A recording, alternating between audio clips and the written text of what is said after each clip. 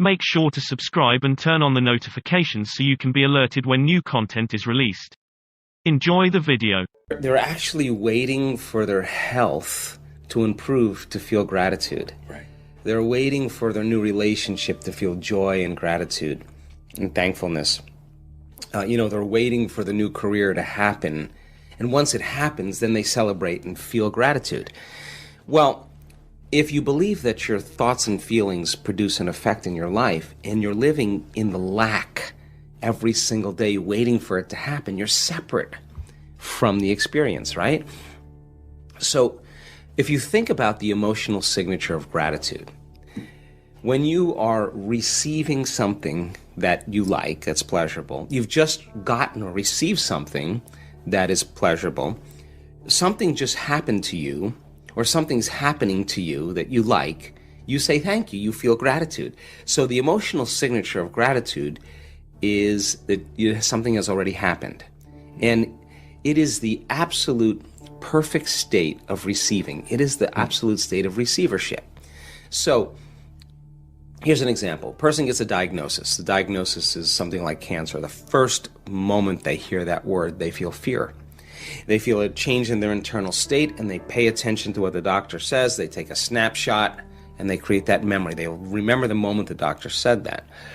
So now they're in fear, they're scared, and they're going to think positively. Or they'll say, I'm going to beat this thing. Well, if they're feeling fear, they can only accept, believe, and surrender to the thoughts equal to their emotional state. That fear thoughts will be the only ones that will make it in there. Now, if the person changes fear to gratitude, as an example, and they really start training their heart, we can measure when a person feels gratitude, what happens to their heart. Their heart gets regulated, starts beating more coherently, it starts increasing energy to the brain, it starts creating an ambient field around the body. This is when your heart starts working for you. That when a person starts feeling gratitude, then the emotional signature in the body is that something's happening to them, or something's just happened to them. So if you're in a state of gratitude, you're in a state of receiving, then the thoughts that you think will make it to the body and program the autonomic nervous system into a different destiny. So just in 4 days, we found that when people, 10 minutes a day, for 4 days, traded anger, frustration, fear, all those limited emotions for gratitude, that their immune system improved by 50%. They made immunoglobulins that made their body stronger. Now if a pharmaceutical company had a drug that could strengthen immunoglobulin A in your body, it would be on every television commercial during the news. And yet your nervous system's the greatest pharmacist there is. So then your body is objective. It's your unconscious mind. It doesn't know the difference between a real life experience that creates an emotion and the emotion that you're creating by thought alone. So if your body is feeling gratitude, it's believing that something's happening to you. So in the beginning you go, well, I'm going to try gratitude. And then you think, well, this feels really weird. Why would I give gratitude until it happens? Well, because that's how you've been hypnotized. You've been programmed that way. But what if you change it around? The moment you feel gratitude, your healing begins. The moment you feel grateful for your life is going to change.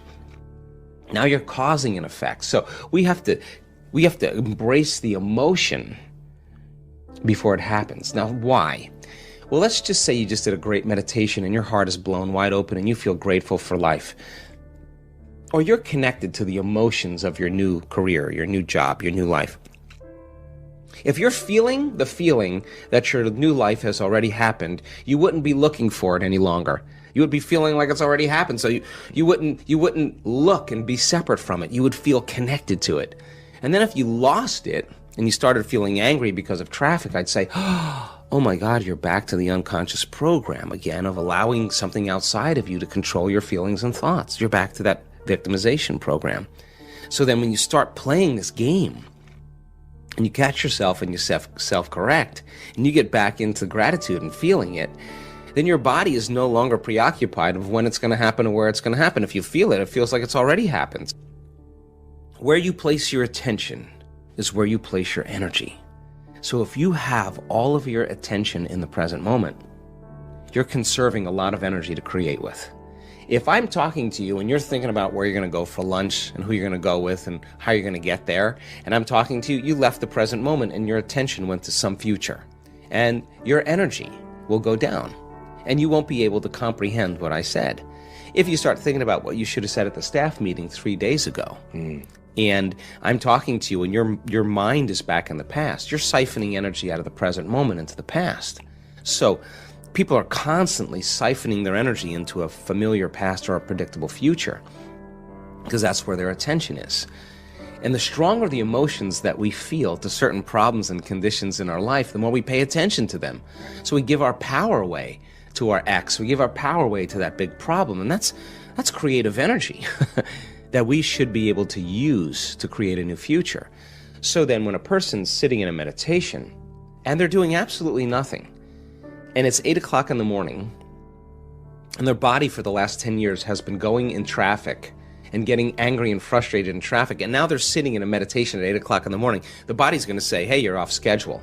I'm used to suffering and getting angry here. Yeah. So the body's going to start looking for that emotion, and it's going to start influencing the mind, and you're going to start getting images and memories just so you could feel that emotion. Like now the person's back in the past. But if they become aware that they're siphoning energy out of the present moment into the past, and they settle the body back down into the present moment, that's a victory.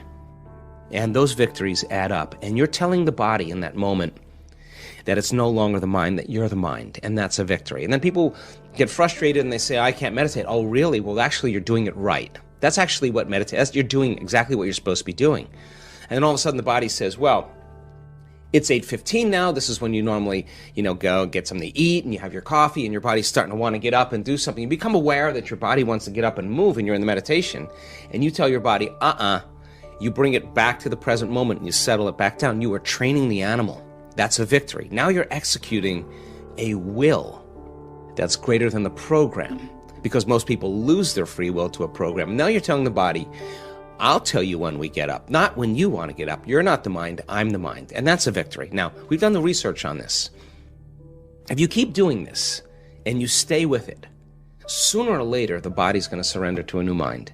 And when that happens, there's a liberation of energy. The body is freed from those habituations and those emotions. The body's going from particle to wave, from matter to energy. And all of a sudden, you're dialing down the anger. You're dialing down the vigilance, and the body now is being conditioned to a new mind. That is the present moment. And when you're in that present moment, something really amazing happens.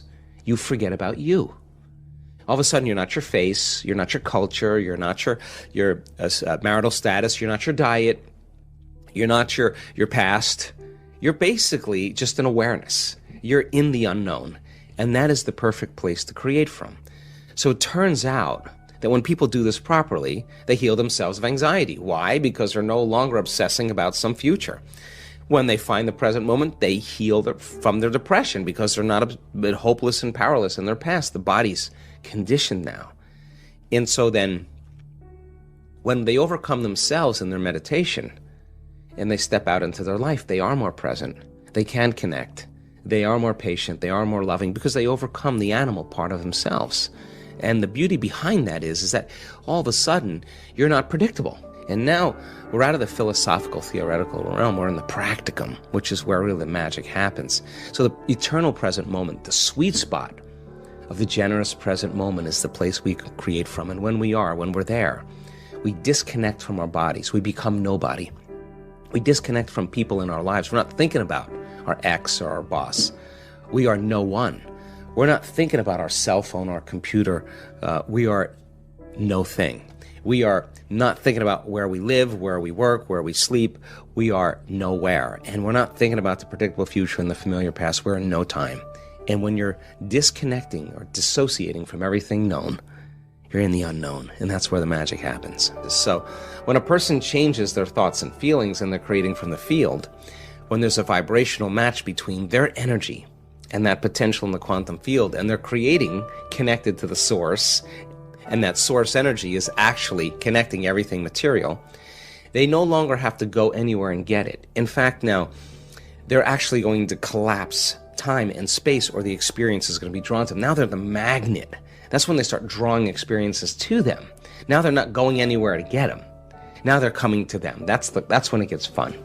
And if you're not being defined by a vision of the future and you wake up every morning, it makes total sense then when you see the same people and you go to the same places and you do the exact same thing at the exact same time.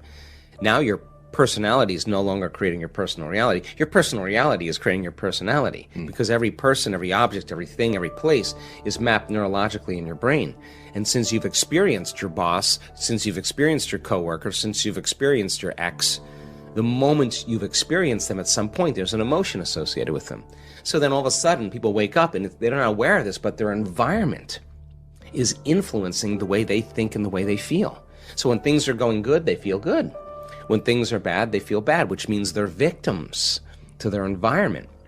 Why are you unhappy? Well, this person made me unhappy, which means unconsciously, that person is actually controlling the way I feel and the way I think. Now I'm a victim to that circumstance. So to change then is to be greater than that environment. So then you would have to reprogram the way you'd think and the way you'd feel to no longer return back to the same state of being. Now that's the mastery, because it isn't just having a great meditation and then getting on the freeway and flipping everybody off or judging your coworker. Right. You just return back to the old self. You got to be able to maintain that modified state of mind and body your entire day. And if you can, get ready, because weird things are going to happen in your life. So the person who's starting to try it out in a curious way, like, let's just do the experiment. Let's just see if I change my energy, I change the way I think I feel, is there going to be some effect in my life? When they start seeing that, they're no longer like, oh, I got to go create my life today.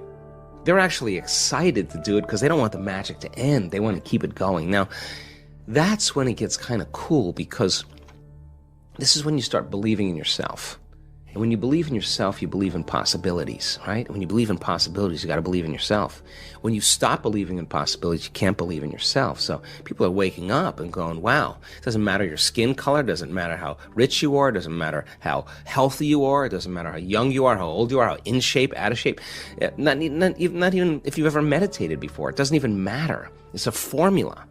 And you don't need 40 years of dedication to meditation to get it. You just got to understand the formula.